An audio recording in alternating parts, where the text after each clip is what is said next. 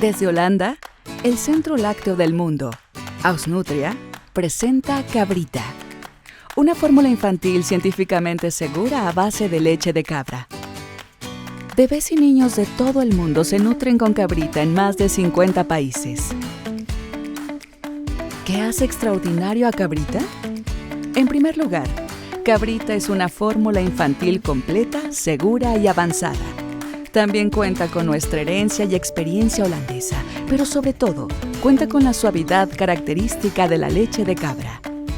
Los niños requieren de una nutrición suave para desarrollarse y crecer adecuadamente.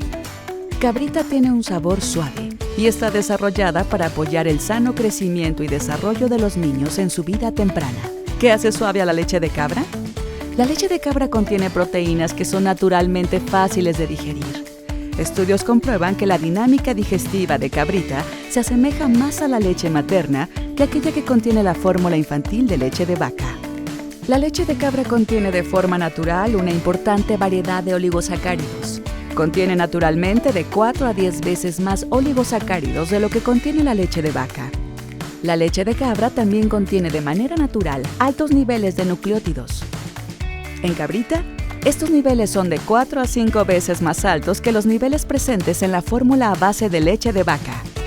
La fórmula infantil Cabrita es una fuente completa de nutrición durante los primeros meses de vida. Contiene todas las vitaminas y minerales que necesita un niño. Cabrita también contiene una fuente de proteína segura comprobada científicamente, según la Autoridad Europea de Seguridad Alimentaria y la Administración de Medicamentos y Alimentos, FDA. Estudios también comprueban que aquellos niños nutridos con Cabrita gozan de un crecimiento normal comparado con la población de referencia de niños amamantados de la OMS. Además de esto, Cabrita contiene componentes adicionales que apoyan el bienestar y desarrollo de un niño. Cabrita colabora con más de 70 granjas profesionales operadas por familias holandesas, las cuales están adheridas a QualiGoat, un sistema de calidad de leche de cabra.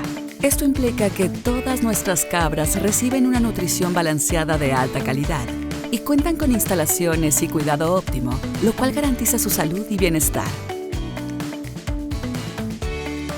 Gracias a más de 100 años de experiencia en el sector lácteo, nuestras granjas brindan leche de cabra de la más alta calidad para aportar una base excelente para la fórmula infantil Cabrita. Cabrita, nutrición suave de leche de cabra para apoyar el crecimiento de los niños.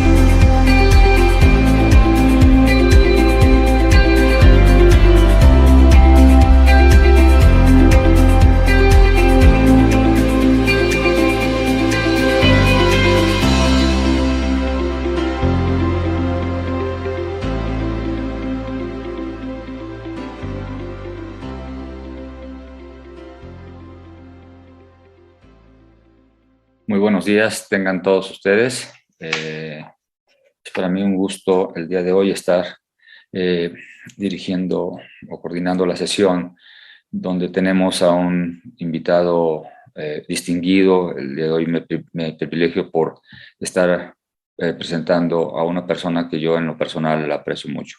Tocando un tema que es de vital importancia para nuestro quehacer diario, el doctor Alfredo García Alix. Alfredo, antes que nada, seas tú bienvenido. Les quiero comentar rápidamente del doctor García Alix. El doctor García Alix hizo pediatría en la Universidad La Paz en Madrid, y posteriormente hizo neonatología o neurología neonatal en el Departamento de Neurología del Children's Hospital de San Luis, Missouri, con el doctor Volpe. Ha tenido algunos cargos importantes, o varios cargos importantes: jefe de servicio de neonatología del Hospital Materno Infantil de Gran Canaria, se incorporó al Hospital Saint John de Dieu y colaboró en forma concomitante con el servicio de genética del mismo hospital. Dirigió durante una década el Grupo Cerebra en la línea de neurociencias del Instituto Recerca de Saint John de Dieu, y actualmente es presidente o preside la Fundación NENE, una organización sin fines de lucro que busca promover el desarrollo y la investigación de la neonatología neurológica. Ha sido profesor asociado de pediatría de la Universidad Autónoma de Madrid, y es profesor invitado de la Universidad de Concepción en Chile, coordinando e impulsando el grupo docente Simbiosis. Es miembro de honor de la Sociedad Iberoamericana de Neonatología, donde también es profesor titular. Ha recibido el reconocimiento por parte de nuestra Federación Nacional de Neonatología de México y por su actividad académica, de investigación y desarrollo de la neonatología en nuestro país. Su actividad científica se ha plasmado en diversos libros de texto, 6 para ser exactos, y todos relacionados con neurología neonatal, y ha publicado más de 150 artículos registrados en el índice de PubMed. Para mí es un gusto tenerlo el día de hoy, y agradezco profundamente al doctor García Alix el que se haya dado el tiempo de su apretada agenda para estar platicando con nosotros este día de un nuevo modelo de morbilidad neonatal. Alfredo, seas bienvenido, y para mí es un privilegio tenerte con nosotros. Un fuerte abrazo a todos ustedes, y nos veremos más adelante en la sección de preguntas y respuestas. Cuídense mucho. Buenos días a todos. Gabriel, muchísimas gracias por tu presentación. Es para mí un honor colaborar con la Federación de Neonatólogos del Valle de México y del Distrito Federal. Y lo que voy a compartir la pantalla con ustedes para poder entrar en la presentación. Espero que todos vean la pantalla ahora. Yo la veo perfectamente, y de lo que voy a hablar es de la movilidad neurológica en el neonato. En esta diapositiva pueden ver el modelo tradicional en que hemos habitualmente conocido la morbilidad neurológica aguda del recién nacido. Y esta diapositiva ofrece un panorama global de las causas. Como pueden ver, la encefalopatía hipóxico-isquémica, la encefalopatía metabólica o por bilirrubina, la encefalopatía epiléptica, las hemorragias, anomalías del desarrollo, la meningoencefalitis, el infarto cerebral y el infarto venoso. Este es un conjunto de patología del sistema nervioso que habitualmente se piensa que constituye hasta el 30%, que presenta algún tipo de esta patología, hasta el 30% de los neonatos que están ingresados en las unidades de cuidados intensivos. Pero bueno, esta imagen anterior era un panorama. La otra forma de aproximarnos a la morbilidad neurológica aguda del neonato es ver la magnitud de cada uno de los problemas y la magnitud proporcional. Así como pueden ver, la morbilidad más frecuente neurológica es aquella asociada a la prematuridad, seguida por la encefalopatía hipóxico-isquémica y el infarto arterial cerebral. Después viene otra patología neurológica asociada a cirugía cardíaca de cualquier tipo. En nuestro país luego vendrían las infecciones del sistema nervioso central, las metabolopatías, las anomalías del sistema nervioso central y finalmente la encefalopatía epiléptica.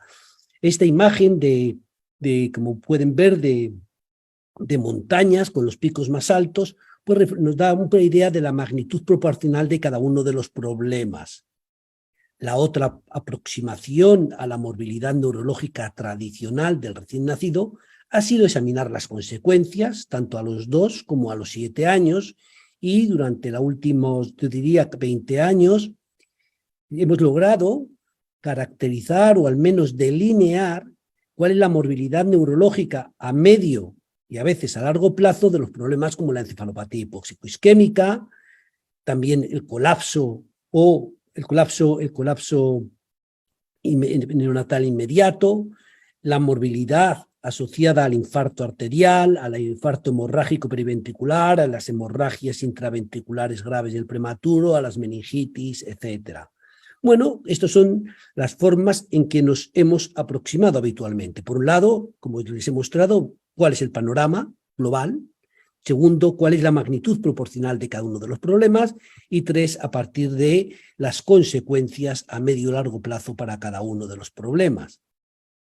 Lo que es obvio es que, a pesar de que tenemos este panorama, no tenemos unas buenas aproximaciones al daño cerebral adquirido en la etapa neonatal. Si ustedes excluyen las malformaciones cerebrales, prácticamente todas las alteraciones cerebrales o neurológicas en el neonato son adquiridas, sobrevenidas, podrían decir en otra terminología de adultos, durante el periodo neonatal. Pero esto habitualmente no se refleja cuando hablamos de la morbilidad neurológica del neonato.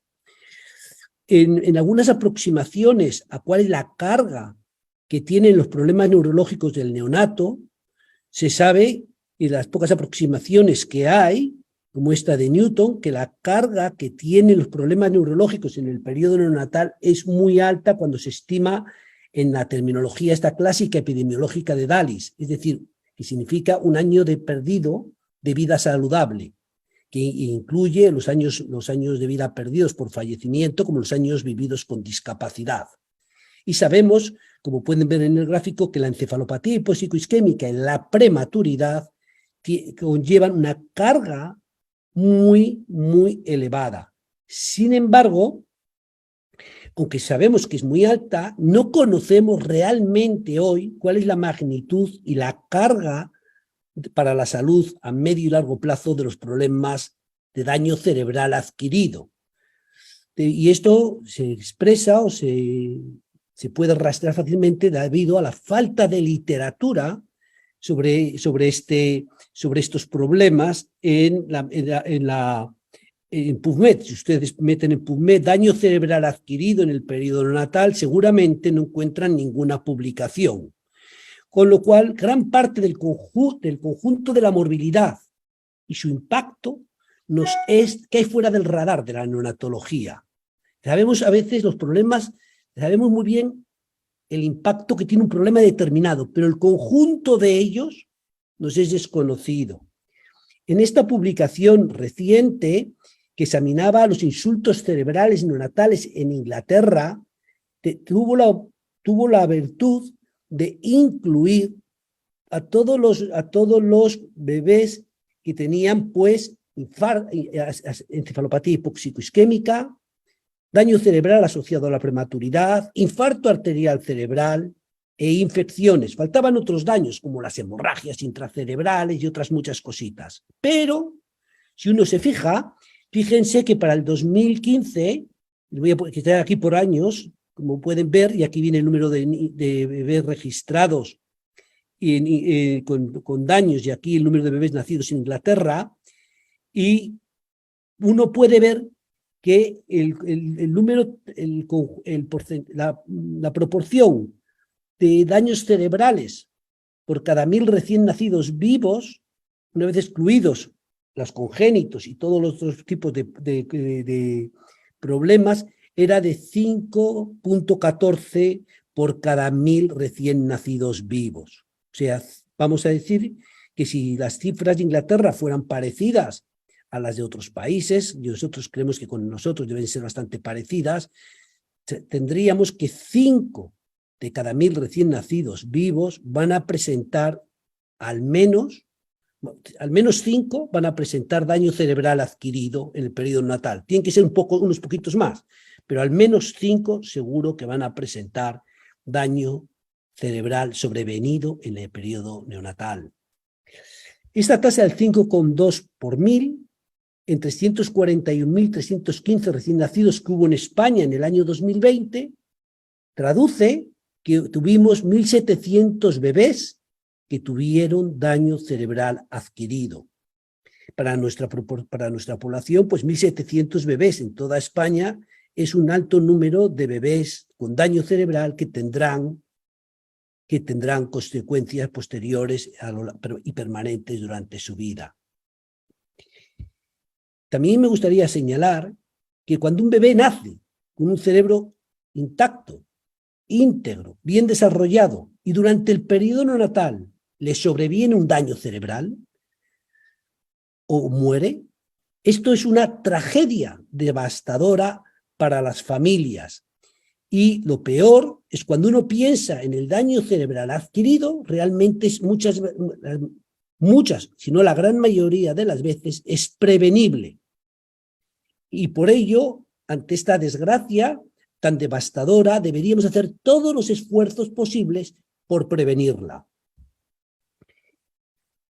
Pero aquí surge la siguiente cuestión. ¿Se pueden reducir las actuales tasas? ¿Este 5 por 1000 se puede reducir? Les voy a mostrar aquí que el gobierno británico en el 2017 se planteó un nuevo proyecto muy ambicioso, como ellos decían, para reducir a la mitad las muertes de los neonatos y también el daño cerebral adquirido. Fíjense que querían evitar o reducir el daño evitable. Y, como les he subrayado ahí naranja, apoyaban esta iniciativa porque era muy importante para los líderes profesionales, porque creían que muchos de estos accidentes que conducían a la muerte o al daño cerebral eran evitables, tanto en las mujeres, las madres gestantes que acababan de tener un niño, como en los bebés. Este nuevo proyecto ambicioso que se propone reducir para cerca del 2030 todo a la mitad, se fundamentaba en una estrategia con 3 patas, en un trípode, que era mejorar la capacitación profesional, que lo consideraban crucial, mejorar la capacitación profesional de todos los agentes de salud, médicos y enfermeras, mejorar la disponibilidad de los avances tecnológicos en términos de equipos y monitores para las gestantes embarazadas durante el parto, equipos y monitores para los bebés, neuromonitorización, etc.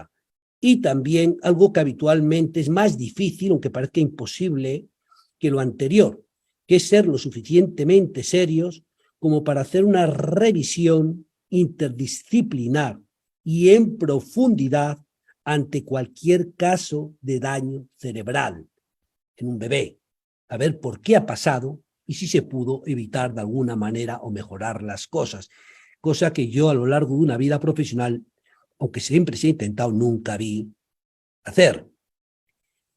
Cuando uno mira para atrás, nos damos cuenta que sí que es posible reducir el daño cerebral adquirido. En términos de encefalopatía hipóxico-isquémica, en España en los años 80 era un 6 por 1000. Luego bajó al 3 por 1000 y actualmente es el 1 por 1000 en España. 1 de cada 1000 niños o bebés recién nacidos presenta encefalopatía hipóxico-isquémica. Y esta es la incidencia común en el momento actual en Europa. También gracias a las estrategias terapéuticas de nueva incorporación como la hipotermia terapéutica, hemos sido capaces de reducir la mortalidad y la morbilidad mayor, es decir, la discapacidad mayor en los que sobreviven a una encefalopatía en un 25%. Esto se ha conseguido, como digo, gracias a la hipotermia, pero también gracias a un control estricto de los factores comórbidos en los primeros minutos y horas de vida. Ejemplo, la hipoglucemia, la hipocalcemia, la hipotensión, la hiperoxia o la hipocarbia. También se ha reducido drásticamente, y no tengo datos de España, pero sé que se dispone de ellos, que es en cuanto hemos sido capaces de bajar en 20 años la tasa o la incidencia y la prevalencia, perdonen, del estreptococo del grupo B, de las meningitis y la sepsis y la meningitis por el estreptococo del grupo B. Sabemos que lo hemos reducido a lo bestia gracias a la profilaxis frente al estreptococo grupo B que se realiza a todas las embarazadas. También porque disponemos de mejores protocolos y guías de acción homogéneos para todos los hospitales terciarios. Y también porque hay una lucha decidida en todas las unidades de neonatología contra la infección nosocomial. También sabemos que cada vez es más raro el daño cerebral que sea fruto de fuerzas mecánicas que acontecen durante el parto, menos hemorragias intracraneales y menos contusión cerebral. Esto en parte se ha reducido debido a la mejor vigilancia, al mejor control de todas las gestantes, pero también cuando existen factores de riesgo a que el niño sea nacido por cesárea. En esta imagen que les muestro, se muestra la encefalopatía hipóxico-isquémica en el Hospital Universitario La Paz de Madrid, que tenía entonces el mayor número de nacimientos del país, desde el año 2000 al año 2008. Los datos los recogimos de forma prospectiva. Cada vez que teníamos un niño examinábamos y tenía los factores claros para ser considerado que tenía una encefalopatía hipóxico-isquémica fruto del parto o alrededor del parto. Y como pueden ver, año a año, la incidencia fue reduciéndose de tal manera que para el año 2008 la incidencia de encefalopatía hipóxico-isquémica moderada grave estaba por debajo del 0,9 por mil y el global de encefalopatía en el 1 por mil, demostrando que si pudiéramos identificar cuáles fueron los factores que habíamos cambiado, que había mejorado todo, pero esta mejora de muchas cosas conllevó esta reducción de la prevalencia de encefalopatía en el hospital sin saber bien, sin poder identificar una causa concreta. Otra cuestión que ha surgido en los últimos 20 años es si pueden reducirse las muertes y el daño cerebral adquirido en el prematuro. Hay un estudio, para mí, singular, diríamos que único, que plantea, es un artículo de opinión, que se llama así, el impacto de las prácticas del cuidado intensivo neonatal en el cerebro en desarrollo, que lidera Pierre Glissens, y como ven, firma el doctor Augusto Sola, como senior, que plantea que prácticas del cuidado intensivo neonatal pueden tener un impacto muy negativo en el desarrollo del cerebro. Y plantea que hay factores del entorno, ahí ponen EF, que pueden producir la lesión per se. Factores del entorno pueden producir una lesión cerebral per se. Ahora veremos. O, si no la producen, la pueden facilitar, inducir. U otros factores del entorno pueden interferir el desarrollo. En este artículo de opinión hay una frase tremenda que dice que sin una estrategia de medicamento en el horizonte para evitar el daño cerebral adquirido en el prematuro, lo más importante que plantean los autores es tratar de comprender cómo una práctica de cuidado de forma aislada o combinada puede asociar daño cerebral o, por el contrario, reducirlo. Y este es un artículo de una opinión que cumple hoy prácticamente 20 años de su publicación y que marcó el pensamiento de mi generación. Lo más llamativo es que en los últimos años se han ido desarrollando un paquete de medidas, un conjunto de medidas de cuidados enfermeros que se ve que reducen la prevalencia de la hemorragia intraventricular. Aquí les muestro 3 estudios del 2019, 2020 y 2021, pero hay más. Pero lo que quiero señalarles es este estudio. Ese estudio está publicado en Archives Childhood, y como pueden ver, el título es un conjunto de medidas de cuidado neonatal se asocian con una reducción en la incidencia de hemorragia intraventricular en recién nacidos pretérminos. Pero miren a continuación que hizo un estudio de una cohorte multicéntrica. Este es un estudio que es evidente que no es ciego, pero es evidente, pero sí, digamos que los niños fueron randomizados a un grupo de intervención o a un cuidado estándar. El grupo randomizado o aleatorizado a la intervención consistía en 4 medidas. Iban a mantener la cabeza del bebé durante las primeras 72 horas de vida en la línea media. Iban a mantener la cabeza del bebé elevada 15 a 30 grados en la incubadora, la cabecera de la incubadora elevada a 15 o 30 grados. Además, iban a evitar las extracciones rápidas de sangre desde el catéter arterial, del catéter de la arteria umbilical, iban a evitar las extracciones, o bien del catéter venoso, iban a evitar las extracciones de sangre rápidas. Iban a ser las extracciones muy lentas. Y además, no iban a realizar ninguna elevación repentina de las piernas. Y ustedes me dirán, ¿y cuándo se realiza una elevación repentina de las piernas de un bebé extremadamente prematuro? Pues sí, desafortunadamente cada vez que se les cambia los pañales. Verán que las enfermeras tiran de las piernas para arriba y retiran el pañal. Esto no, quitaban el pañal por arrastre. Pero lo más sorprendente es que este estudio, que estudia un gran número de pacientes, vean que el grupo control lo constituyen 280 recién bebés, y el grupo de intervención con estas 4 medidas durante las primeras 72 horas, 281, van a evaluar la presencia de hemorragia intraventricular o de la matriz germinal durante las primeras 72 horas, la muerte en el hospital o el diagnóstico de leucomalacia periventricular quística. Y como pueden ver, los bebés del grupo que experimentó esta intervención de cuidados, este conjunto de cuidados, presentó menores tasas claramente de hemorragia, leucomalacia y muerte inexperimental, 31% en el grupo control versus 17% en el grupo con intervención. Pero cuando uno ve la incidencia de hemorragias intraventriculares graves, que son las que conllevan secuelas a largo plazo, fundamentalmente la hemorragia intraventricular grado 3 o el infarto hemorrágico periventricular, el grupo control tenía un 9% versus el 2% en el grupo de intervención.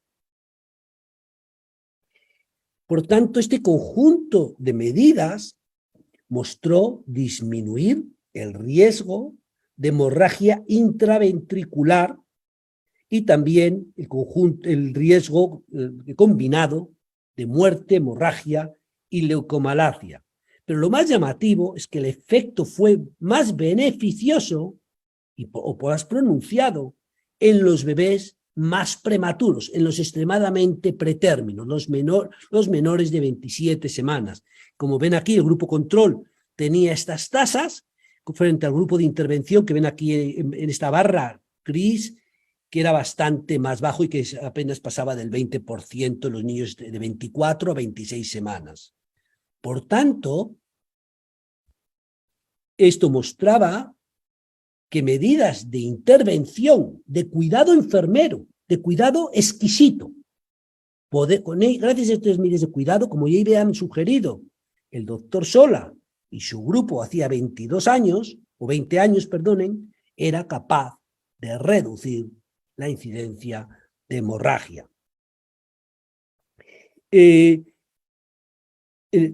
hecho, en el momento actual, en muchísimos sitios se han hecho programas para mejorar los resultados en el que, en que se considera que los 3 primeros días de vida son 72 horas de oro, y en los que hay que tratar de mejorar lo que se pueda y hacerlo todo muy bien y con extremo cuidado, y en grupos, como ven en este programa, que les muestro ahí el título, que era para bebés de 23 a 24 semanas, niños casi en el límite de la viabilidad. Estos programas multidisciplinares específicos, colaborativos de todos los profesionales poniendo lo mejor y la excelencia, eran capaces de reducir la mortalidad llamativamente del 2004 al 2016 y también la incidencia de hemorragia intraventricular, y mejoraban los resultados cognitivos a largo plazo de los niños de 23-24 semanas, que es de los que estamos hablando, el grupo más con cifras de morbilidad neurológica más alta. Fíjense que más del 80% de bebés de 23 a 24 semanas tenían una puntuación cognitiva en el test de Baylis por encima del 80%. Esto no son las cifras habituales en ninguna de las mayoría de las unidades del mundo. Y lo que habían hecho era poner todas las medidas en que hay alguna demostración que pueden funcionar en las primeras 72 horas de cuidado y de intervención, por ejemplo, cómo se va a hacer la ecografía, con qué cuidado, el cambio de pañal, todo. Cualquier cosa estaba protocolizada, conllevaba esta mejora dramática en el daño cerebral adquirido en el prematuro. El prematuro no tiene el destino de ser dañado. Se puede evitar en gran medida. Es verdad que durante estos últimos 20 años también hemos aprendido que todos los bebés prematuros tienen una gran inmadurez orgánica y que también todo está conectado al cerebro de alguna manera. Los niños con más patología pulmonar pues tienen más riesgo de presentar problemas cerebrales, igual que los que tienen más inestabilidad cardiovascular, los que tienen más infecciones de piel, gastrointestinales, etcétera. Al final, todo está interconectado y repercute en el cerebro, y por eso, en el programa anterior que les he comentado, que era multidisciplinar, se prestaba atención a todos los sistemas y aparatos. En esta diapositiva les muestro cómo es la historia natural habitualmente de un prematuro, por todo lo que tiene que pasar desde que nace hasta que llega el momento del alta. Y así a veces un pobre niño prematuro, cuanto más prematuro, más posibilidades hay de que todo esto ocurra, presenta el nacimiento de estrés respiratorio, y cuando lo empieza a superar, a las 68 horas, imaginen, presenta una hemorragia intraventricular grado 3, unas horas después presenta un ductus arterioso abierto, que hay que cerrar. Unos días después puede presentar, cuando ya parece que se ha resuelto el ductus y empezamos a cantar victoria, también al mejorar el estrés respiratorio aparece una sepsis nosocomial. Luego, días después, puede aparecer una enterocolitis necrotizante o necrosante. Luego están muchos ligeramente desnutridos. Al final nos damos cuenta, gracias a las ecografías seriadas, que presenta hasta una lesión de la sustancia blanca, a veces con displasia broncopulmonar, desaturaciones por apnea, y en alguno de ellos desarrolla hidrocefalia fruto de la hemorragia intraventricular que presentó al segundo o tercer día. Este es como ven, un recién nacido a veces tiene que superar, es que si imagínense en términos ciclistas, un puerto con un montón de picos y valles, bajadas y subidas, y cada cual cada vez más difícil. Tiene que superar todos estos, y a veces al final de todo ello, pues evidentemente algunos niños pueden presentar alteraciones en el sistema nervioso central. Y la razón por la que esto pasa es la que les muestro aquí. Aquí les muestro este gráfico de Capelú, en la que en la línea esta, en la que ven los triángulos, está indicando cómo aumenta el volumen cerebral, cómo desde la semana 24 a la 40 aumenta. Aquí, que está bastante aplanado, pero es un aumento muy espectacular. Pero aún más espectacular es el incremento en la superficie del cerebro, gracias a que el cerebro, que era completamente liso a las 24, se va a ir plegando, y fíjense que plegado está con surcos primarios, secundarios y terciarios para la semana 40. Pero estos cambios que ven en superficie, en volumen, en superficie y en giración, no solamente están en estas tres variables, esto está indicando también toda las conexiones y cambios estructurales que están aconteciendo desde las 24 hasta la 40 semana. Aquí en esta imagen abajo vienen unas secciones de la corteza del cerebro de un niño de 25 semanas, de 27 y 32, y fíjense cómo a las 32 la ramificación y la gran cantidad de procesos dendríticos y sinápticos y también de espinas dendríticas sinápticas que se pueden reconocer. Claramente el cerebro de 32 no tiene que ver con uno de 25. Por tanto, durante todo este periodo de 24-40 están aconteciendo todos esos acontecimientos nocivos, ductus arterioso, enterocolitis necrosante, sepsis nosocomial, etc. Es verdad que el cerebro del recién nacido prematuro es un cerebro inmaduro y está experimentando, como ven en la gráfica de Capelú, eventos de maduración muy complejos. Esto le favorece, que permite el modelado postnatal en base a múltiples experiencias y le permite aprender y un aprendizaje continuo tras el nacimiento. Por ejemplo, los bebés prematuros, como saben, parecen tener mejor capacidad visual. Si se compara el niño de 32 semanas postmenstruales que el de 32 de edad gestacional. Si comparan la capacidad visual, parece ser que este entrenamiento postnatal pues mejora el desarrollo, algunos desarrollos funcionales.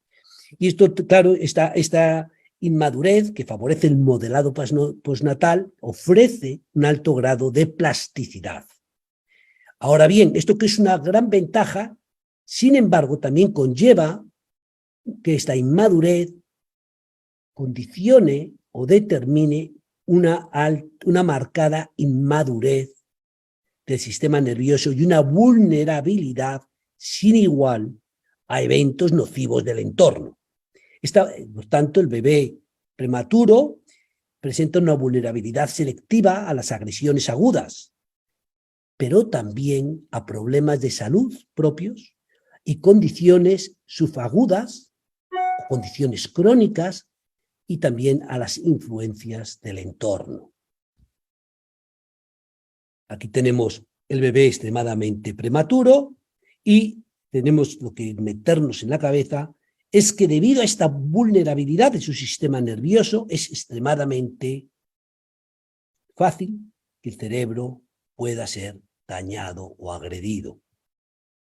Y tenemos que recordar que tenemos agresiones agudas, agresiones subagudas, lentas, hipoxemias discretas, hipercarbia discreta, condiciones persistentes, condiciones crónicas, displasia broncopulmonar, etc. Todo esto está influyendo en la maduración y el desarrollo de ese cerebro. Así que, volviendo al principio de la charla, el modelo tradicional de morbilidad que teníamos hasta ahora, esto por encefalopatía hiposisquémica, prematuridad, meningitis, hoy sabemos que hay condiciones que no son neurológicas, de morbilidad aguda, subaguda o crónica, que influyen e impactan sobre el cerebro. Ejemplo, los episodios reiterados de hipoxia o hiperoxia, la insuficiencia respiratoria, las infecciones sistémicas y la inflamación subaguda, la inestabilidad hemodinámica o cardiovascular, la encefalopatía en ocasiones posquirúrgica tras una NEC, estímulos sensoriales inadecuados o la deprivación emocional, algo que habitualmente no me va a dar tiempo a hablar de ello, pero también impacta.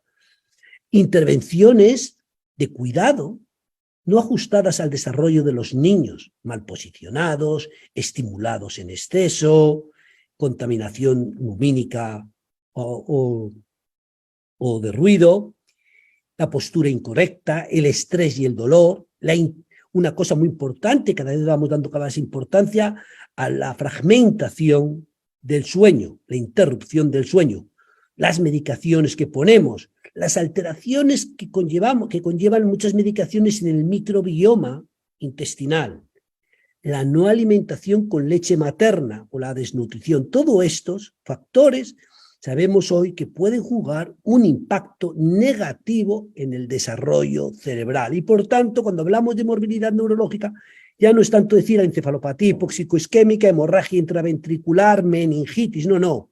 Sí, eso estamos haciendo y eso lo estamos reduciendo muy bien, pero está todo esto sobre lo que hay que actuar y que tiene un enorme impacto en el desarrollo del recién nacido, sobre todo extremadamente prematuro. Por tanto, cada vez somos más conocedores de la importancia de los factores del entorno y el estilo de cuidados. Y hay un estudio también pocos años después del publicado por el doctor Sola, que publicó la doctora Als, que acaba de fallecer, que fue, digamos, la fundadora de los cuidados centrados en el desarrollo, donde en este estudio va a mostrar cómo la experiencia temprana del prematuro puede cambiar la estructura y la función cerebral. Aquí pueden ver esta imagen de ese estudio en que está valorando la coherencia eléctrica entre hemisferios y también está valorando mediante técnicas de resonancia magnética de difusión, valorando la anisotropía o la direccionalidad del agua, y cómo muestra, no voy a detener, cómo los pacientes que eran sometidos a la intervención de cuidado en base al NIDCAP, a este programa de intervención basado en la maduración cerebral, tenían mejor coherencia eléctrica y tenían tenían una mayor riqueza en la anisotropía o la dirección fraccionada del agua y que reflejaba, finalmente, que lo que refleja son las fibras de conexión dentro del cerebro. Por tanto, la calidad del cuidado en el pretérmino de 28 a 33 semanas de gestación en este estudio influyó significativamente en el desarrollo del cerebro. Y estas observaciones refuerzan la importancia de la excelencia del cuidado del prematuro para reducir la morbilidad neurológica. Y este estudio se suma a los que les he mostrado anteriormente del conjunto de medidas que eran capaces de reducir la hemorragia intraventricular y el daño. Pero hay otros factores que pueden influir y cada vez somos más conscientes. Las madres de los recién nacidos prematuros o gravemente enfermos van a estar separadas de sus hijos. No tienen el mismo contacto con ellos que tendrían de no estar así de graves. Luego tienen la gravedad extrema del recién nacido y incertidumbre, una apariencia física impactante para ellos. Luego todos los cuidados complejos que los rodean, toda la tecnología que les aleja del niño y la hospitalización que además muy larga.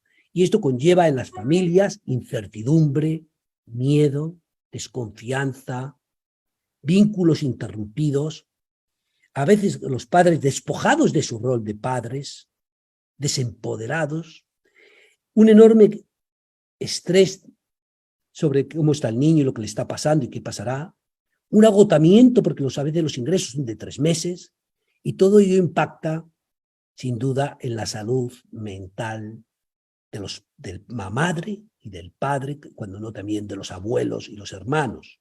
Y esto cada vez hay más y más evidencia que lo muestra y que tenemos que tener en cuenta. Y esto también probablemente juegue un papel.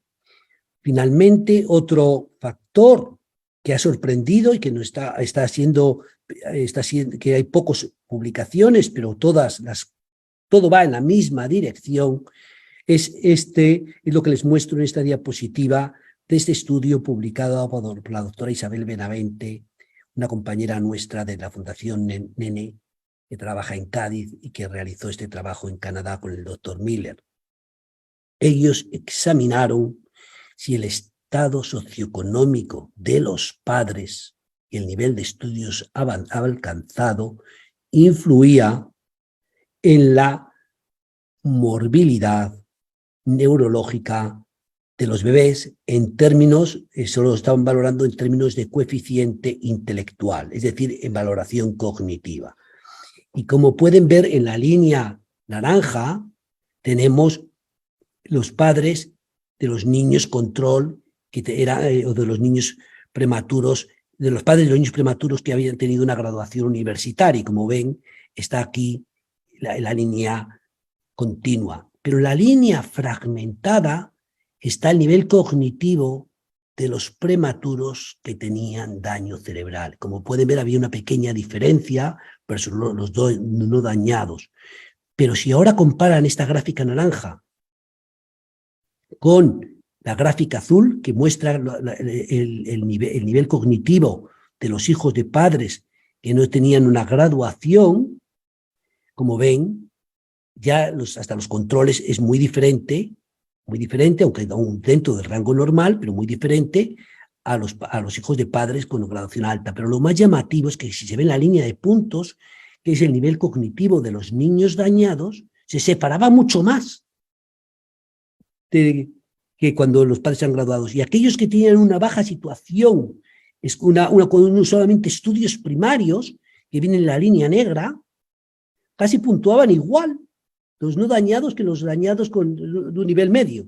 Y fíjense la gran diferencia que mostraban los dañados, esto indicaba en esta cohorte prospectiva de prematuros de 24 a 32, que eran evaluados a nivel cognitivo a los 4 o 5 años, en 226 niños, indicaba que los factores socioeconómicos, claro que tienen un impacto también a largo plazo en la capacidad cognitiva, pero no solo de los sanos, sino que se acentuaban las diferencias cuando además estaban dañados.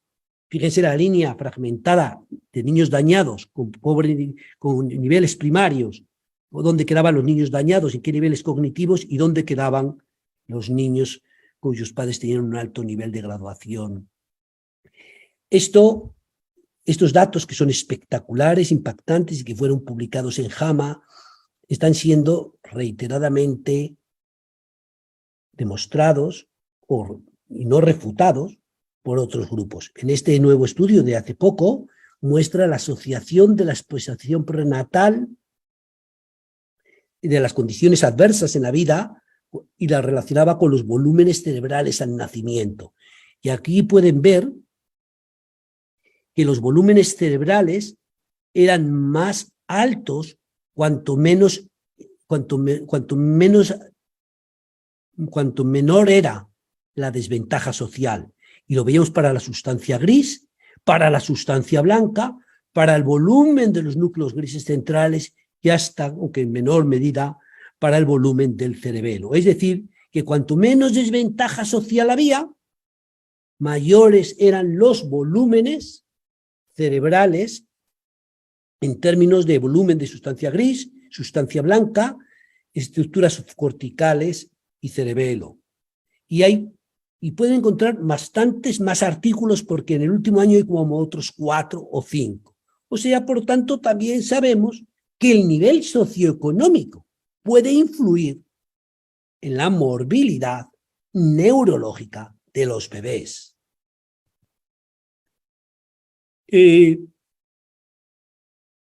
También hemos ido aprendiendo cómo algunos factores pueden ayudarnos. Pero de los factores que más nos ayudan, podría decir uno, bueno, el nivel socioeconómico, eso es muy difícil de cambiar. Pero una de las cosas que más fácil es favorecer la lactancia materna. Y este estudio de una gran cohorte de bebés prematuros, 586, con seguimiento a largo plazo, son publicaciones del 2022, vieron que la alimentación con leche materna durante la hospitalización del recién nacido y tras el alta se asoció con un mejor rendimiento intelectual y mejor rendimiento académico a la edad escolar y una reducción en las manifestaciones de trastornos de déficit de atención y hiperactividad en bebés de menos de 30 semanas. Nosotros recientemente, en una gran base de datos, el estudio está en prensa, ya aparecerá publicado, examinamos cómo la duración de la alimentación con leche materna si se asociaba a largo plazo con cambios estructurales en el cerebro. Y se vio que la duración de la lactancia materna se asociaba con mayores volúmenes bilaterales de sustancia gris a nivel orbital de la parte de la corteza supraorbitaria. Aquí la ven, lo que está marcado en verde. Había mayores volúmenes. Esto es la circunvolución frontal inferior izquierda y también en esta corteza orbitofrontal y también en el área superior postcentral parietal izquierdo. Como ven, los cambios no eran muchos, pero es curioso que en esta enorme base de datos que analizamos, una base de datos internacional, que nos permitía analizar uno a uno cada uno de los factores, porque están perfectamente recogidos, y podíamos nosotros segmentar y analizar estructuralmente el cerebro, encontráramos estos cambios asociados a la duración de la lactancia materna una vez corregido por nivel socioeconómico, nivel de estudios, sexo y otros confusores. Por lo tanto, como mensaje final, me gustaría decir que en el momento actual necesitamos conocer cuál es el impacto global del daño cerebral adquirido en el neonato. Y qué pena que nunca se diga esto, que prácticamente la gran mayoría de los daños cerebrales en el periodo neonatal, como en las demás épocas de la vida, son sobrevenidos, adquiridos durante esa etapa, no vienen condicionados anteriormente. Que necesitamos reducir este daño cerebral adquirido, sobre todo en los términos de morbilidad neurológica clásica, que necesitamos auditorías de qué ha pasado en cada niño que queda permanentemente dañado y que examinemos cómo podemos implementar estrategias de mejora. También tenemos que tener en cuenta que cambios en la actitud y en las prácticas de cuidado de los profesionales médicos y enfermeras nuestras, poniendo o prestando mayor atención al detalle en el cuidado, parecen mejorar la supervivencia del niño extremadamente prematuro y también parecen reducir el daño cerebral adquirido en términos de hemorragia o lesión de sustancia blanca. También tenemos que conocer que hay que prestar atención a todo, porque todos los órganos y sistemas están íntimamente conectados con el cerebro. Y de aquí que todos debemos pensar y actuar con un enfoque neuroprotector. Finalmente, me gustaría, como último mensaje, decir que es posible, si mejoramos nosotros, reducir el daño cerebral adquirido. Y debemos avanzar en los próximos años a un mejor desarrollo, a una mejor auditoría de cómo lo hacemos y cuánto estamos haciendo por evitar este. Y con ello termino y tenemos ahora unos minutos para sus preguntas y les agradezco su enorme atención. Muchísimas gracias. Muchísimas gracias, estimado Alfredo. Excelente plática, muy ilustrativa y creo que nos deja una enseñanza importante. ¿Quieres redondear un poco más el concepto que nos acabas de explicar? ¿Algo que quieras agregar en este momento que se te haya ocurrido durante la plática? Yo lo único que me gustaría enfatizar, si se me permite, claro, es que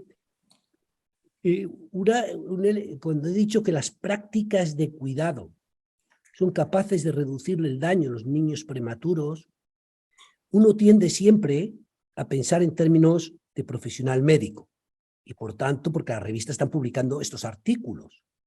Pero realmente las prácticas de cuidado exquisitas no dependen del médico, dependen de la enfermera. Son ellas quienes tienen que estar concienciadas y tenemos que trabajar con ellas. Explicarles que no es lo mismo levantar las piernas para quitar un pañal sin ningún cuidado, que no es lo mismo que tirarte el pañalito y quitarlo por arrastre. Explicarles que la sangre que va a entrar al niño tiene que ser entrada muy lentamente y la salida para sacar una analítica muy lentamente, son ellas quien lo hace. Y la gran responsabilidad nuestra es educarlas Y no porque sean subordinadas, porque muchas enfermeras, claro, que leen toda esa literatura. Yo conozco muchas y son expertas. Pero en términos globales, en las unidades, esto no es así. Y tenemos que trabajar de forma cooperativa, médicos y enfermeras con los mismos objetivos estratégicos. Yo diría, cuando hay un niño que ha tenido una hemorragia grado 4, como se llamaba antes, ¿no? Un infarto hemorrágico periventricular. Hay que pensarse qué ha pasado, cómo ha sido posible, qué hemos hecho en estas horas antes de esto. Se le ha sacado la sangre rápidamente, ha caído la tensión arterial, le hemos metido un bolito bruscamente, estaba la cabeza bien puesta, o estaba, si una cabeza de un bebé está girada completamente, el retorno venoso está dificultado. Si el retorno venoso está dificultado cuando está girada la cabeza del bebé extremadamente prematuro, quiere decir que le aumenta la presión venosa.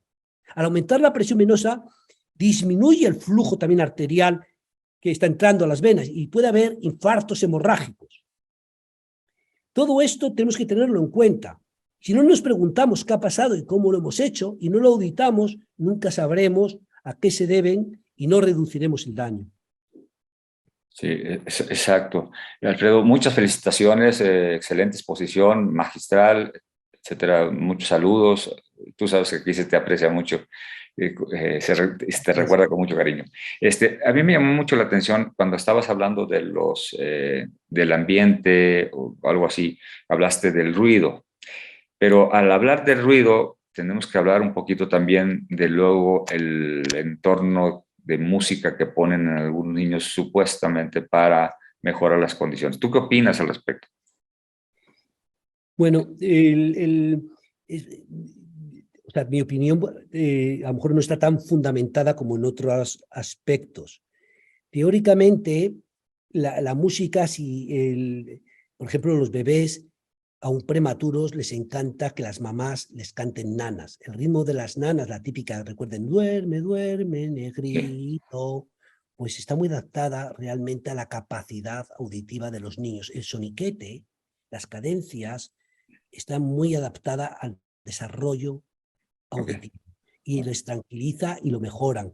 Hay estudios muy bonitos donde las mamás que hablan o cantan a los niños, hay uno recientísimo que me comentó la enfermera Maite Montes de Sibén, en la que las mamás, y me lo mandó, en que las mamás que hablaban a los bebés, los niños, bebés prematuros, comían mejor y además parecían más despiertos.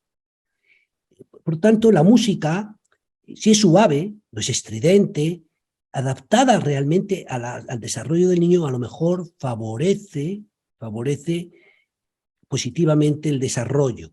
El ser humano es un ser social por excelencia y desde el comienzo estamos en relación, les encanta oír la voz de los padres, la voz de las madres, que les canten, y un poco de música, lo que a nadie y a todos nos gusta. A lo mejor lo que no puede ser es ruidos estridentes, determinadas canciones, nadie le va a poner a Shakira, no lo digo porque no nada contra ella, pero otros ritmos, hay que saber también modular. Que alguien dijo una vez que lo mejor sería Mozart, ¿no?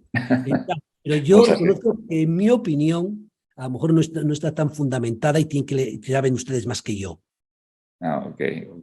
Oye, Alfredo, y mira, está preguntando por aquí, ¿qué recomendarías durante la aspiración de secreciones, ya que son frecuentes a veces y a veces muy agresivas? ¿Qué recomendarías? Bueno, de la aspiración de secreciones se abusa en exceso. Teóricamente es impresionante ver a una enfermera experimentada, buena, hacerlo y a una enfermera poco experimentada. El niño se va a poner malísimo, aún haciéndolo con un sistema cerrado, no abierto, sino un sistema cerrado, que te das cuenta cómo cambia. Porque a veces la aspiración de secreciones o instalar una mini gotita de fluido para mejorar su fluidez, la forma tan suave que se hace, el no volver a hacerlo durante un largo tiempo y no importarte tanto si no influye en los patrones respiratorios. Quizá esta pregunta sí que sería maravillosa, estoy seguro aquí, si contestase alguna de las enfermeras de nene, como Maite o Nuria, tremendamente experimentadas, porque solamente verlas a ellas es que el niño no se deteriora, y verlo hacer a otra persona es que se deteriora y se pone malísimo. Pero también quiero decir que se abusa en exceso de las aspiraciones, de secreciones, creyendo que se va a mejorar toda la dinámica respiratoria. Sí. Interesante conferencia, Alfredo. El pensamiento de Cordón, el pensamiento tardío de Cordón y los protocolos de hemorragia cero. ¿Qué opinas, Alfredo? Bueno, muchísimas gracias. Os lo había olvidado comentar. Entre las medidas. Aparte de las 4 medidas que les he dicho yo, va habiendo otras medidas estrella. Una de ellas es el pinzamiento tardío del cordón y la otra sería evitar la pérdida de calor, envolviendo en poliureterano al bebé nada más nacer. El clampaje tardío del cordón disminuye, reduce. Se ha visto que asocia una reducción de la hemorragia intraventricular, mejora la estabilidad cardiovascular del bebé, tiene beneficios, pero solo se puede realizar en aquellos bebés que están estables al nacimiento. En un bebé que necesita ser reanimado, que necesita ser intubado, no puedes hacer demora tardía de cordón, hay que cortarlo y llevarle al lecho donde el neonatólogo lo intube. Por tanto, el clampaje tardío del cordón mejora, sobre todo en aquellos niños que no necesitan ser reanimados. Pero es claro que un clampaje de cordón de 3 minutos puede ser muy conveniente y tiene todo el sentido biológico. O sea que nosotros lo aplicamos y se ha visto que es una medida, como muy bien comenta el compañero o la compañera, dentro de los protocolos de intentar llevar la hemorragia al mínimo posible, de hemorragia cero. Y es una medida realmente que contribuye. ¿En qué medida? Todos es difícil saberlo, porque son todas juntas, pero contribuye claramente.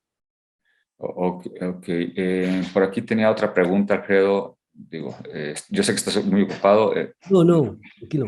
¿Qué opinas del modelo de atención alemán, donde los más prematuros, desde que nacen, se colocan piel a piel, incluso aunque estén en ventilación mecánica?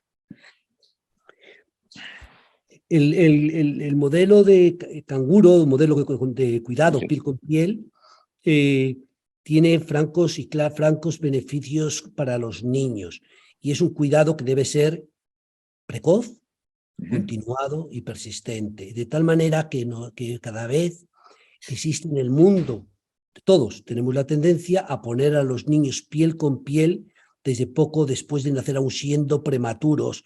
Generalmente no lo hacemos en los más extremos, porque a veces tenemos miedos, pero somos partidarios de niños de 28, 27, 29, una relativa estabilidad, porque no va a estar inestable y necesitando surfactante y concentraciones de oxígeno alto. Pero si no es así, somos partidarios, aún estando en ventilación mecánica, que estén en contacto piel con las madres. Se ve, es precioso en la práctica clínica cuando te das cuenta que le pones piel con piel y está intubado y mejora la oxigenación. Si está el niño más estable y tranquilo. Todo parece aplacarse y te das cuenta que es realmente factible. Ahora bien, en los más extremos, imaginen 25 semanas, o en los niños gravemente enfermos, claro, no es posible. No es posible el contacto piel con piel. Es difícil. Una mínima estabilidad. Sí, exacto. ¿Y la posición ventral en las primeras 24 horas? La posición ventral, o sea, sí. Con la cabeza mirando hacia arriba, vamos a decir, de cúbito supino, y con la cabeza alineada en la línea media, y el hecho de la incubadora levantada, la cabeza, hay unos cuantos estudios que han mostrado que reduce la hemorragia. Entre ellos hasta hay un metaanálisis en que parece mostrar que hay beneficios. Cuando además estas dos medidas de cuidado se conjuga con clampaje tardío del cordón evitar extracciones rápidas de sangre y evitar elevar las piernas, pues todo cada vez da mejores resultados y se empieza a ver cómo se reduce en las unidades la prevalencia de hemorragia intraventricular. Por tanto, durante las primeras 72 horas tratamos de mantenerles la cabeza en la línea media. Alguien dirá, pero en canguro a veces no están en la línea media porque tienen la cabeza un poco ladeada. Sí, pero no pasa nada, ¿eh? Pero cuando están en incubadora les tenemos la cabeza levantada a la línea media y no girada. Esto es lo más importante, como decía, no es para el niño prematuro de 30 semanas. Pero imagina un niño de 24 o 25 semanas que está en la cabeza de helada. Si se miran la cabeza del niño verán que casi gira más de lo que podríamos hacer cualquiera de nosotros. Si yo giro la cabeza la tengo así. Ellos están casi planas y está todo el cuello girado y eso es lo que dificulta el retorno venoso y aumenta la presión venosa dentro del cerebro. Oye, Alfredo, ¿y las medidas de contención tipo nido sí tienen impacto significativo en la morbilidad neurológica neonatal? Sí, fue una de las primeras medidas que fuimos conscientes. Y uno mira una foto de los niños, cómo cuidábamos a los niños, ustedes, nosotros, todos, hace los años 80, 90, del siglo XX, hasta el 21, pues encontrará que los niños están planos sobre el lecho y todos veíamos enormes problemas biomecánicos tras el alta de neonatología. Nos reíamos entonces porque los neonatos tenían una forma de andar con las caderas abiertas, tenían las cabezas tremendamente deformadas, tenían unas dolicocefalias muy importantes, tenían algunos huesos deformados, y se ha visto que, una posición en flexión con los miembros hacia la línea media y flexionados, y el niño en una posición fisiológica, claramente reduce los problemas biomecánicos. Y entonces vale la pena tenerla. Y yo creo que también mejora en global al niño. O sea que somos muy partidarios de los nidos de contención, siempre que estén bien puestos. Claro, claro. Oye, Alfredo, y mira, yo recuerdo hace algún tiempo platicando con doctor Smith en Miami, el arrullar al bebé. La hipótesis de él era que regulaba un poquito mejor la presión cerebral. ¿Tienes información al respecto? El arrullo, No. mover, balancear al bebé y esto. Nosotros, a lo mejor habría varias cosas. Yo creo que en algunas partes de Latinoamérica había incubadoras hasta con hamaquitas. Exacto. Que se movían y ello es una estimulación cinestésica suave que puede permitir, son de estímulos al desarrollo del cerebro, seguramente sin duda, pero eso en Europa, estas hamaquitas dentro de las incubadoras no ha hecho fortuna porque primero ni se venden ni las ofrecen. A lo mejor era un método ideal para tener un niño dentro, tal. Pero con respecto a luego tendríamos, cuando los bebés están fajados, a veces las enfermeras nuestras, para que estén más contenidos, más cómodos, más tal, tienden a poner a fajarlo, como llamaríamos nosotros, no sé cómo se llama. Entonces, suavemente. Cada vez más, lo que es claro, aunque es que los mantenemos vestidos, no desnudos dentro de las incubadoras.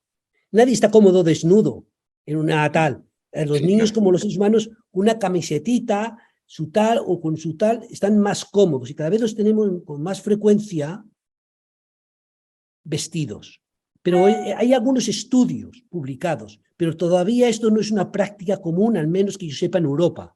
Pero hay en los sitios más vanguardistas, no sé cómo llamarlo, más avanzados, de neonatología de mi país, pues empiezan a tenerlos vestidos. Yo aconsejaría, muchas de estas preguntas sé que serían de enorme placer de Maite Montes y podría hablar horas de toda la literatura que hay sobre esto, que es muy importante. Yo no soy realmente un experto. Bueno, vamos a irnos al lado médico entonces, Alfredo.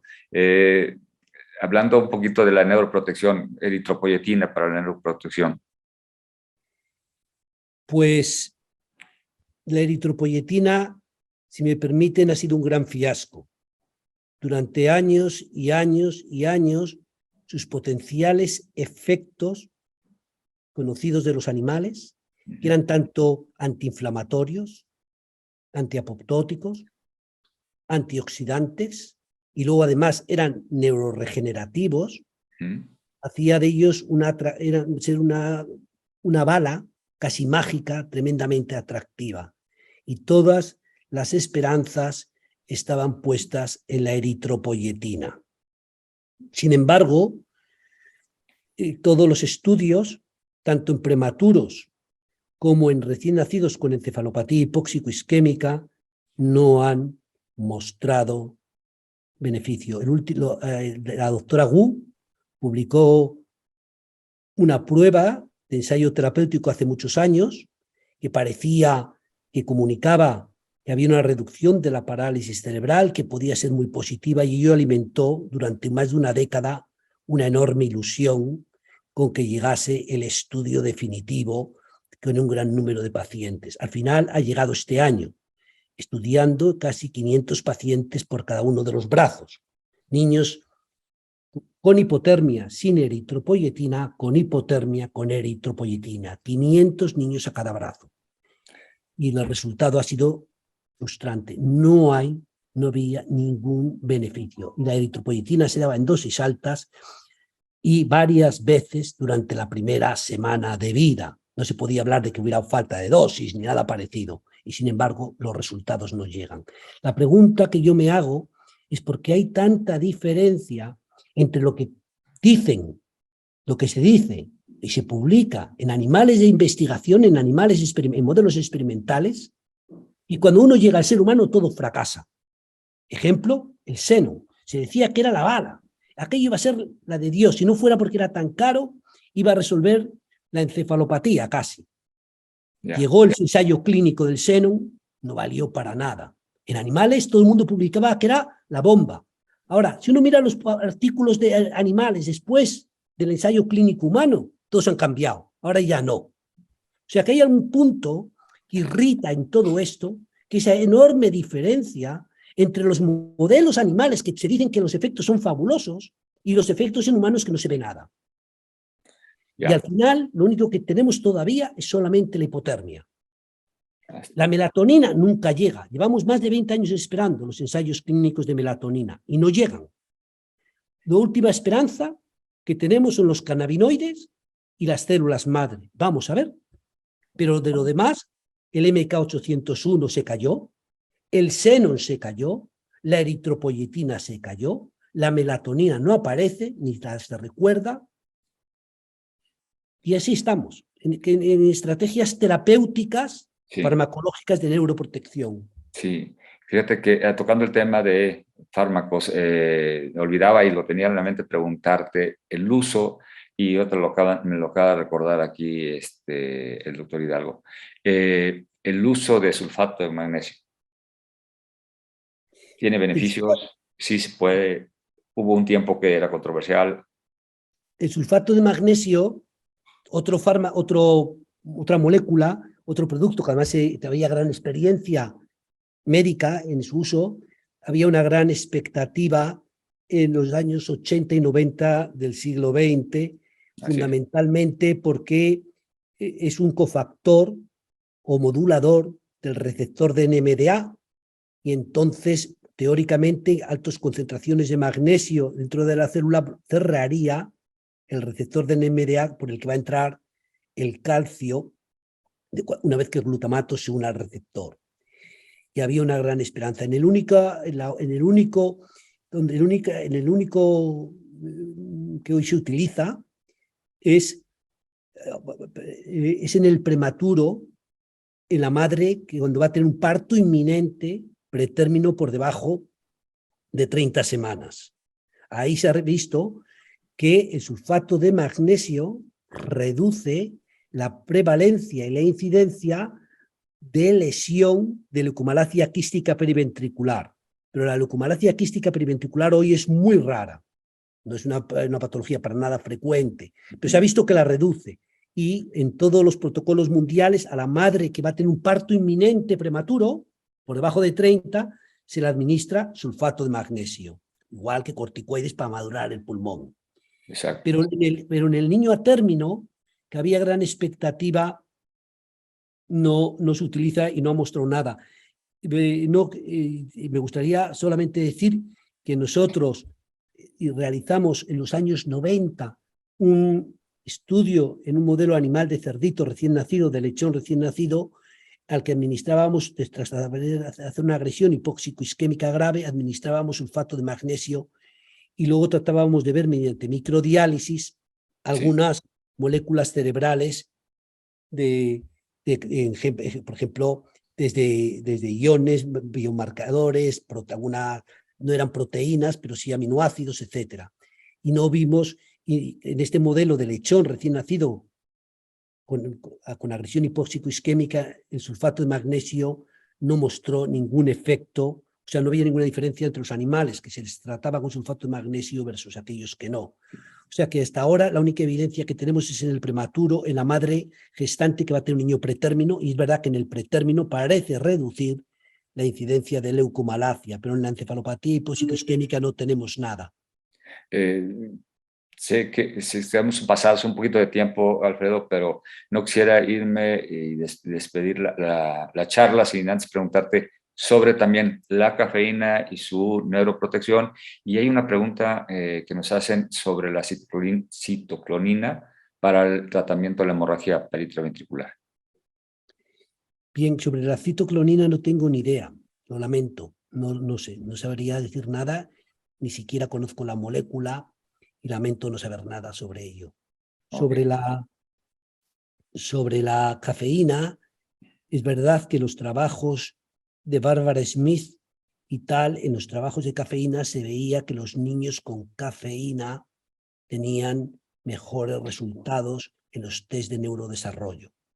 Pero cuando se ha analizado este problema a fondo, había siempre la duda de la cafeína, como actúa sobre los receptores de adenosina, tuviera un efecto neuroprotector directo sobre el cerebro, pero digamos que en los estudios que yo conozco, lo que se ha demostrado es que el efecto sobre el desarrollo es indirecto, es a través de mejorar el pulmón y evitar las pausas de apnea. No es un efecto directo sobre el cerebro, con lo que mejora o tiene un efecto neuroprotector. Es gracias, como decía yo antes en la charla, todo está conectado y mejoras el pulmón y has mejorado el cerebro. Sí. Ok, muchísimas gracias, Alfredo. Y ya para despedirme, ¿cuándo nos vemos en México? Dentro de poco, ¿no? Nos vemos en México, nos vemos en Mérida, la reunión de SIBEN. Estoy encantado de que sea en México la reunión de SIBEN. Claro, tengo tantos amigos allí que estoy encantado de volver y me hace mucha ilusión que nos veamos en un mes y medio. Hay una publicidad en una telefónica aquí en México que dice X Telefónica es territorio de la es territorio de la Telefónica. México es territorio García Alix, estimado Alfredo. Es territorio García Alix. Te apreciamos muchísimo. Gracias, no lo merezco. Te agradecemos muchísimo tu tiempo. Sé que también que andas muy, muy ocupado, andas en proceso de un evento próximo. Y bueno, tenemos ahí una plática pendiente con Fundación NENE, la Asociación de Neonatólogos del Distrito Federal de Valle de México. Ojalá más adelante podamos aterrizar más planes y por lo pronto te agradecemos el que estés el día de hoy con nosotros. Para mí ha sido un privilegio, un honor estar contigo también aquí y quisiera agradecerle a todos los que se conectaron el día de hoy, que hayan estado escuchándote. Sin duda va a tener trascendencia en los centros neonatales, en las unidades neonatales de nuestro país y de Centroamérica y Sudamérica que han estado con nosotros. Alfredo, muchísimas gracias. Muchas gracias, Gabriel. Un fuerte abrazo. Un abrazo a todos los amigos. Y Vizca Barça. Eso, Vizca. Hasta luego, un fuerte abrazo. Saludos a todos. Muchísimas gracias, queridos amigos. Nos vemos dentro de un mes, primero Dios. Y lo mejor para ustedes y sus familias después de estos eventos que hemos tenido de movimientos telúricos aquí en México. Un fuerte abrazo y, como siempre, estaremos avisando de próximas sesiones. Cuídense mucho. Dios los bendiga. Gracias a Cabrita, a Nasnutria, también por su apoyo para el panel, y a don Toño Rojas, que nos ha apoyado muchísimo en el proceso de del video. Gracias a todos. Un fuerte abrazo.